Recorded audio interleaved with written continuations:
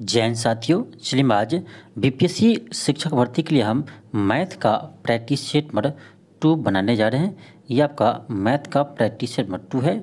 इससे पहले हम इसका प्रैक्टिस सेट नंबर 1 करवा चुके हैं। यदि आप ये वीडियो नहीं देखे हैं तो इसके प्लेलिस्ट में आकर जरूर देख लीजिएगा, आपके एग्जाम के लिए बहुत ही हेल्पफुल होंगे। अब देखिए, इसमें जो आपको क्वेश्चन हम शामिल किए हैं, ये सभी क्वेश्चन आपका एग्जाम में यानी बीपीएससी एग्जाम में पूछे गए प्रश्न है या आपका महत्वपूर्ण प्रश्न है, यानी एग्जाम में पूछने योग्य प्रश्न है। तो हम आपको इसी क्वेश्चन को करवाते हैं जो आपके एग्जाम के पॉइंट ऑफ व्यू से महत्वपूर्ण हो। तो चलिए हम स्टार्ट करते हैं। देखिए, आपका क्वेश्चन फर्स्ट है। क्वेश्चन है कि दो समरूप त्रिभुज आपका है, त्रिभुज एक्स वाई जेड। एक त्रिभुज आपका है एक्स वाई जेड, ठीक है, एक्स वाई जेड है। और दूसरा त्रिभुज आपका है एल एम एन, एल आपका यहाँ होगा एल एम एन। ये आपका दो त्रिभुज है और दोनों क्या है, समरूप है। और कह रहा है कि परिमाप क्रमशः 48 है, यानी इसका परिमाप कितना है 48 है और इसका परिमाप कितना है, इसका परिमाप का आपका 32 है। तो कह रहा है आपका एल एम 12 है, एल एम कितना है 12, यानी ये आपका कितना दिया है 12 दिया है। तो कह रहा है एक्स वाई यानी इसका वैल्यू क्या होगा। अब देखिए, जब आपका त्रिभुज दोनों क्या है, दोनों त्रिभुज आपका समरूप है, तो ये क्या होगा कि दोनों त्रिभुज यदि समरूप है तो उसका परिमाप का अनुपात भुजा के अनुपात के बराबर होगा, लेकिन संगत भुजा। अब देखिए, इसमें आपको परिमाप तो दोनों को दिया है, लेकिन संगत भुजा करने का अर्थ हुआ, देखिए ये भुजा है तो इसका रेशियो इससे होगा, ठीक है, ये हुआ संगत भुजा। तो संगत भुजा का रेशियो परिमाप के रेशियो के बराबर ही होंगे। तो अब क्या करना हमें एक्स वाई जेड त्रिभुज का परिमाप करेंगे बटे इसका परिमाप करेंगे, इसका यानी आपका साइड का अनुपात के बराबर हो जाएगा। अब देखिए, एक्स वाई जेड का परिमाप कितना दिया 48 दिया है, तो ये 48 बटे हो जाएगा। और आपका एल एम एन का परिमाप कितना दिया 32 दिया बराबर। अब देखिए, ये जो परिमाप कितना किसका था, एक्स वाई जेड का था 48, तो उसके संगत में इसका भुजा होगा तो एक्स वाई है। और इसके संगत में आपका यानी इसके संगत कितना है, इसका 12 दिया है, ठीक है, इसका संगत आपका 12 दिया है। तो ये दोनों का रेशियो क्या होगा, इक्वल हो जाएगा, ठीक है, दोनों का रेशियो इक्वल हो जाएगा। यहाँ से आप क्या कीजिए, कैलकुलेशन कीजिए। देखिए, 4 से 4 × 12, 8 चौक 32, 8 से 8 छके 48, ठीक है। अब यहाँ क्या करेंगे, हम कोना कोनी गुना कर दे तो आपका एक्स वाई का मान कितना आएगा 6 × 18 आ जाएगा, ठीक है, एक्स इंटू वाई का मान कितना आएगा 18 सेंटीमीटर आएगा। आपका ऑप्शन में क्या आएगा, ऑप्शन नंबर ए आएगा 18 सेंटीमीटर, ठीक है। नेक्स्ट है क्वेश्चन सेकंड है। क्वेश्चन है कि ABC एक समबाहु त्रिभुज है और O इसके परिवृत्त का केंद्र है। क्वेश्चन कर रहा है कि ABC एक समबाहु त्रिभुज है और O इसके परिवृत्त का केंद्र है। यदि त्रिभुज की भुजा 6 सेंटीमीटर है तो कोण BOC होगा। देखिए कि आपका ये त्रिभुज आपको दिया है, यहाँ ये आपका त्रिभुज दिया है ABC, जो आपका समबाहु त्रिभुज है। और कह रहा है कि उसके परिवृत्त ना कि बाहर से वृत्त, ठीक है, तीनों भुजा को टच करते हुए ये परिवृत्त हुआ। और इसका सेंटर दिया है क्या है, इसका सेंटर आपका O है, इसका सेंटर O है, ठीक है। अब का क्या है, आपका कह रहा है कि उसका प्रत्येक भुजा क्या है 6 सेंटीमीटर है। तो देखिए, सब भुजा आपका बराबर ही होगा, ये भी 6 होगा, ये भी 6 होगा, ये भी 6 होगा, इससे कोई फर्क नहीं पड़ेगा। आपका भुजा यहाँ दिया हो या न दिया हो, फिर भी क्वेश्चन को सोल्व कर सकते हैं। अब देखिए, ये जो आपको मालूम होगा कि ये आपका समबाहु त्रिभुज है, तो तीनों भुजा क्या होगा बराबर होगा। अब देखिए, तीनों भुजा बराबर होगा तो ये भी आपको मालूम होगा कि प्रत्येक कोण कितना होगा 60 डिग्री होगा, प्रत्येक कोण 60 डिग्री होगा। अब देखिए, जब ये 60 है, ये 60 है, ये 60 है, अब बताइए ये इसका आधा है तो ये आधा कितना होगा, तो ये आधा आपका 30 डिग्री होगा, ठीक है। ये भी कितना होगा 30 डिग्री होगा, ठीक है, इसका आधा 30 डिग्री होगा। अब ये हो गया 30 60 डिग्री। ये ध्यान दीजिए, OAB क्या है, एक त्रिभुज है, तो ये आपका ये तीनों कोण मिलाकर कितना होगा 180 होगा। तो ये दोनों कोण मिलाकर हो गया 30 60, तो ये कितना होना चाहिए, तो सीधे हम कर देंगे 180 में से 60 को माइनस कर देंगे, 120 डिग्री होगा, कितना होगा 120 डिग्री होगा। आपसे क्वेश्चन यही पूछ रहा था, कोण BOC, यही कोण आपसे पूछा जा रहा था, ठीक है, पूछा जा रहा था। तो आपका क्या होगा, देखिए टोटल कोण कितना होगा त्रिभुज में 180 होता है। अब ये 30 है, ये 30 है, तो 30 30 60 हो गया, तो ये कितना होगा 120 होगा। तब तो टोटल जोड़ के 180 होगा, ठीक है। तो आई होप आपको समझ में आ गया होगा कि कोण BOC कितना होगा 120 डिग्री होगा। आपका ऑप्शन नंबर C आएगा। चलिए हम आगे बढ़ते हैं। क्वेश्चन आपका क्वेश्चन थर्ड है। क्वेश्चन कह रहा है कि 5 सेंटीमीटर भुजा वाले समखष्टभुज का क्षेत्रफल ज्ञात कीजिए। अब देखिए कह रहा है समखष्टभुज यानी 6 भुजा है और ये आपका 6 भुजा भी बराबर है। अब कह रहा है इसका क्षेत्रफल ज्ञात करने के लिए, अब ध्यान दीजिए, इसको मिला दीजिए सबको, ठीक है। अब कह रहा है इसका क्षेत्रफल ज्ञात करने के लिए, तो इसके लिए हमें क्या दिया है, हमें इसका सिर्फ एक भुजा दिया, प्रत्येक भुजा दिया कितना 5 सेंटीमीटर। तो ये 5 है, तो आपका ये भी 5 होगा, ये भी 5 होगा, क्योंकि समखष्टभुज है, यानी सभी भुजा बराबर होगा, ठीक है। लेकिन हमें इसका क्षेत्रफल कैसे निकलेगा, तो इसके लिए यदि हम इसका देखो एक त्रिभुज का इसका हम क्षेत्रफल यदि निकाल लेते हैं तो सभी का निकाल लेंगे, क्योंकि जैसा आपका ये पार्ट है ना, ठीक है, वैसे ही आपका ये है, सभी बराबर है। तो यदि इसका क्षेत्रफल मुझे आ जाता है, तो इसी तरह से आपका ये है 1 2 3 4 5 6 है, तो इसी को हम 6 से गुना कर देंगे, तो क्या पूरे का क्षेत्रफल नहीं आ जाएगा, आ जाएगा। तो अब इस पार्ट का हम क्षेत्रफल कैसे निकालेंगे, अब थोड़ा आप दिमाग लगाइए। अब ध्यान दीजिए, ये आपका खष्टभुज है, और खष्टभुज है तो ये आपका ध्यान दीजिए खष्टभुज है, तो ये जो कोण है ये आपका 60 डिग्री होगा, कितना होगा 60 डिग्री होगा। ये आपका 60 डिग्री होगा, और ये दोनों बराबर होगा, तो ये भी आपका 60 होगा, ये भी 60 होगा। तो इतना जान लीजिए, जब समखष्टभुज है तो ये आपका त्रिभुज जो बन रहा है क्या बनेगा, ये बनेगा आपका समबाहु त्रिभुज। ये जो आपका अंदर में त्रिभुज बन रहा है क्या बनेगा, ये बन जाएगा आपका समबाहु त्रिभुज, ठीक है। यानी ये भी 5 हो जाएगा और ये भी 5 हो जाएगा, ठीक है। अब एक चीज़ तो हम जानते हैं कि समबाहु त्रिभुज का क्षेत्रफल क्या होता है, √3/4 गुने भुजा स्क्वायर होता है। इससे हमें एक इसका तो क्षेत्रफल आ जाएगा, लेकिन इसी तरह से कितना है, तो 1 2 3 4 5 6 है। तो टोटल का क्षेत्रफल निकालने के लिए हम क्या करेंगे, इसी में 6 से गुना कर देंगे। तो √3/4 गुने भुजा स्क्वायर, भुजा आपका 5 दिया है तो 5 का स्क्वायर हो जाएगा, लेकिन इसी को 6 से मल्टीप्लाई करेंगे, क्योंकि इसी तरह का 6 त्रिभुज है, ठीक है। आपका आ जाएगा कितना, आपका आ जाएगा √3/4 गुने 5 का स्क्वायर 25 गुने 6 आएगा। अब इसको काट दीजिए, 2 से काटेंगे, 2 दूनी 4, 2 तिया 6, आपका आ जाएगा 25 तिया 75 √3/2, 75 √3/2 सेंटीमीटर स्क्वायर। किस ऑप्शन में है, ऑप्शन नंबर का 2 में है, ऑप्शन नंबर बी में है, सॉरी ऑप्शन बी में है।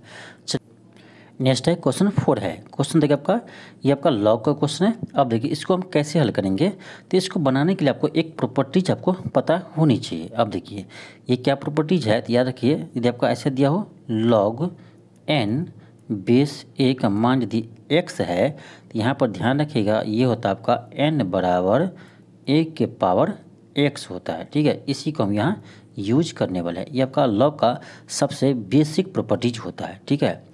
यदि आपका दिया हो log n बेस a बराबर इसका मान x दिया हो, तो यहाँ आपका हो जाएगा n बराबर a के पावर x, यानी ये जो आपका है ना इसके बेस के पावर में आ जाते हैं, ठीक है। तो इसी तरह इसी का हम यूज करेंगे यहाँ पर। अब यहाँ पर ध्यान दीजिए, ये आपका n की जगह क्या है 6x + 4 है, तो n की जगह आपका है 6x + 4 है, तो ये क्या होगा, तो ये इसके बेस की ये आपका ये पावर में आ जाएगा, a का पावर x था, तो आपका a की जगह क्या है यहाँ पर 2√2 है, उसके पावर आपका आ जाएगा ना 4 आ जाएगा, ठीक है। 2√2 के पावर 4 आ जाएगा। अब सिंपल है, आप क्या कीजिए इसको सिंप्लीफाई कर दीजिए, 6x + 4 बराबर आपका देखिए क्या है, तो यहाँ आपका उसको तोड़ेंगे तो आपका जाएगा 2 का पावर 4 आएगा, और 2 का पावर 4 कितना होता है, तो 2 दूनी 4 दूनी 8 दूनी 16 होता है, 16 होता है इंटू और √2 के पावर 4 आएगा, तो √2 के पावर 4 आएगा, यानी √2 को 4 बार गुना करना है, तो ये आपका जगह 2 दूनी 4 आ जाएगा, ठीक है। आप लोग थोड़ा सोच लीजिएगा कैसा आया, ठीक है। तो 16 का 64 आ जाएगा। तो आपका जाएगा 6x + 4 बराबर 64। 6x + 4 बराबर 64। 6x बराबर आपका जाएगा 64 - 4, इस 4 को इधर लगिए, आपके यहाँ से 6x बराबर 60। 6 से कर दिए, 6 दिन 60, आपका x माना कितना गया 10 आ गया, x मान 10 आ गया। आपका ऑप्शन नंबर ए होगा, ऑप्शन नंबर ए होगा। तो आप लॉग का थोड़ा कुछ प्रॉपर्टीज याद रखिए, तब आपका क्वेश्चन बनेगा। क्वेश्चन आपका 5 है। अब देखिए ये भी आपका लॉग का क्वेश्चन है, तो यहाँ भी आपका एक अलग प्रॉपर्टीज लगेगा। देखिए यहाँ भी आपका एक अलग प्रॉपर्टीज लगेगा। अब आपका क्या है, लॉग दिया है, लॉग आर्गुमेंट में क्या है, सॉरी यहाँ बेस पहले देख लीजिए, बेस क्या है आपका। चलिए हम पहले आर्गुमेंट कहीं तोड़ते हैं, ठीक है। बेस को आप ऐसे ही रहने दीजिए, 27 है तो उसको ऐसे ही रहने दीजिए। अब यहाँ देखिए क्या है आपका, ये आर्गुमेंट में है 1/81 है, तो इसको हम लिख सकते हैं क्या, 81 के पावर -1 लिख सकते हैं। 81 के पावर -1 हम लिख सकते हैं, ठीक है। तो अब देखिए, अब लॉग का एक प्रॉपर्टीज होता है कि आपका जो माइनस है ये आपका जो पावर है इसको हम पीछे ला सकते हैं। तो ये आपका आ जाएगा माइनस ऑफ लॉग 81 बेस 27, ठीक है। यहाँ तक आपको समझ में आया होगा। अब देखिए हम इसको क्या कर सकते हैं, ये आपका आ जाएगा माइनस लॉग 81 था, तो 81 को हम लिख सकते हैं 3 की पावर कितना, 3 की पावर 4 लिख सकते हैं 81 को। और ये आपका 20 में है 27, तो 27 को लिख सकते हैं कितना, 3 के पावर 3 लिख सकते हैं, 3 3 27। अब देखिए फिर आपको पिछले क्लास में बताए थे इसका प्रॉपर्टीज कि ये जो आपका पावर है ये आपका पीछे चला जाता है। तो आपका जगह ये आ जाएगा 4 यहाँ पर, तो आपका जगह -4 log 3, बेस का पावर कितना है 3 की पावर 3 है। और एक और प्रॉपर्टीज आपको हम बताए थे, ये भी पावर जाता है पीछे, लेकिन ये आपका उलट जाता है। यानी यहाँ पर आपका पावर 3 है, तो ये आपका यहाँ जाएगा तो 1/3 हो जाएगा। तो ये -4 पहले से था, और ये आपका जो 3 पावर आएगा पीछे, तो ये आपका जगह 1/3 आएगा। और बचेगा क्या, तो log 3 अब बेस 3 बच जाएगा। आपको हम बताए हैं कि लॉग में जब बेस और आर्गुमेंट क्या हो सेम हो जाए, तो इसका मान क्या होता है 1 होता है। तो इसका मान तो आपका 1 हो जाएगा। तो आपका क्या आ जाएगा, ये आपका जगह -4/3 गुने 1 आ जाएगा। तो -4/3 गुने 1 आ जाएगा, तो आपका जगह -4/3। तो ऑप्शन आपका सी होगा। तो लॉग में आपका कुछ नहीं है, बस 4 से 5 प्रॉपर्टीज होता है। ये 4 से 5 प्रॉपर्टीज आपको यदि आता रहेगा, आपको याद रहेगा, तो क्वेश्चन आसानी से बन जाएगा। और कोई हार्ड भी इसका प्रॉपर्टीज नहीं है, ठीक है। कभी होगा तो आपको हम बता देंगे, कभी एक क्लास में आपको हम पूरे लॉग पढ़ा देंगे, ठीक है। आपको एक क्लास में होगा तो आपको हम पूरे लॉग पढ़ा देंगे, जहाँ से आपका क्वेश्चन एग्जाम में आते हैं। फिलहाल आप यहाँ से समझिए। चलिए आगे बढ़ते हैं। क्वेश्चन का 6 है। क्वेश्चन है कि एक बैग में 7 लाल बॉल, 4 हरे बॉल और 5 पीले बॉल है। कर यह प्रत्येकता कितनी है कि बेहतरीन निकाले गए, यानी इनमें से निकाले गए 3 बॉल या तो हरे हो या पीले होंगे, या हरे होंगे या पीले होंगे।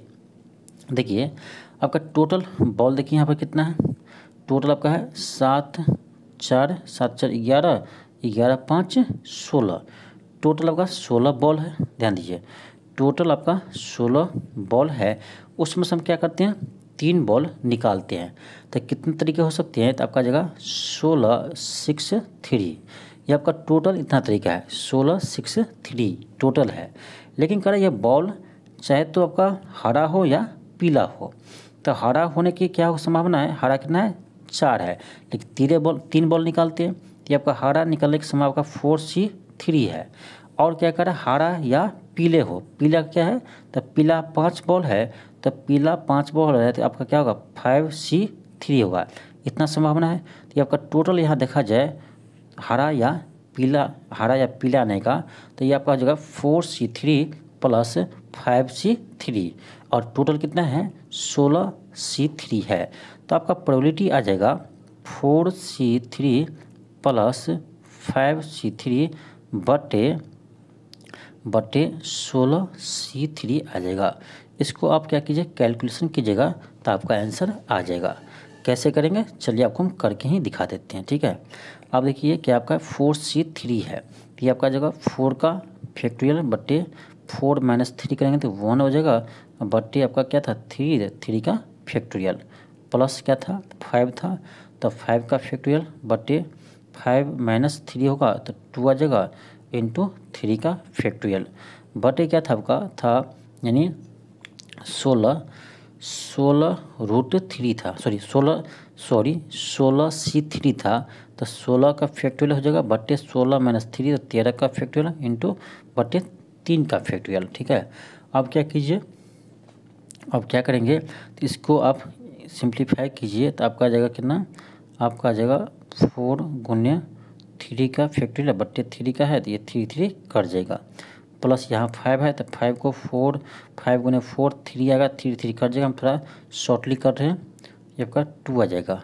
यहाँ आपका जाएगा 5 दूनी 10, 10 4 14, ऊपर तो आपको 14 आ गया, 14 आ गया। नीचे वाले करते हैं, नीचे कितना था 16 था तो 16 गुने 15 गुने 16 गुने 15 कितना था 16 3 था ना गुने 14, एक सेकेंड आपका यहाँ 13 फैक्टोरियल आ जाएगा बट्टे आपका था 13 फैक्टोरियल इंटू 3 फैक्टोरियल, 3 को लिख सकते हैं 3 गुने 2 गुने 1, 13 कट जाएगा, 2 से काटिए 2 सत्ते 14, 3 से काटिए 3 पंचे 15, ठीक है 3 पंचे 15, तो आपका आ जाएगा इस 7 से काट दिया 7 दूनी 14, 2 से काट दिया 2 8 16, 8 पंचे 40 आएगा, यानी आपका फाइनली आ गया 1/40 आ गया। ठीक है, आप थोड़ा कैलकुलेशन कर लीजिएगा, ऑप्शन डी आएगा 1/40। ठीक, नेक्स्ट आपका क्वेश्चन 7 है।